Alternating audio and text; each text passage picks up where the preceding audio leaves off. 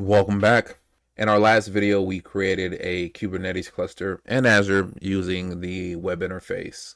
What if you want to do it via CLI? You want to be Hackman? Well, I got you. Let's go ahead and walk through creating an Azure Kubernetes service cluster using the command line.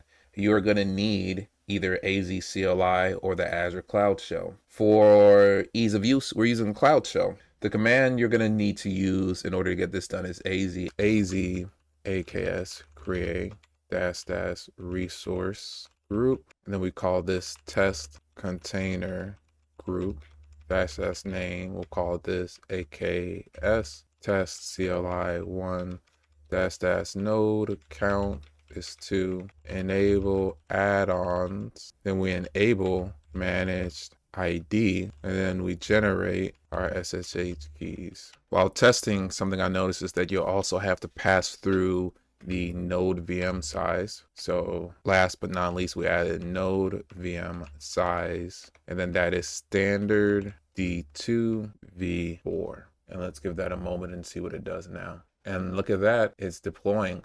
As you can see, it's now provisioning the control plane. So it's making slow and steady progress. And 1 eternity later, it is done. So let's see what the output of this message says. As a user.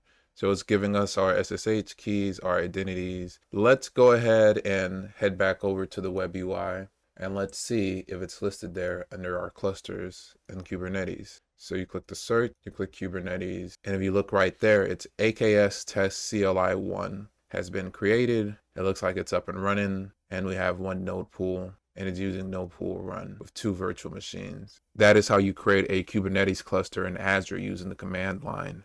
If you enjoy this content, please go ahead and hit the like button. If you'd like to see more, please subscribe either here on TikTok or up above at my YouTube channel, where we will be going over more Azure stuff, and we're going to start doing some long form content, boys. We'll be having in-depth discussions and technical tutorials. If you're into that kind of thing, please tune in. Otherwise, stay blessed and have a great day, boys.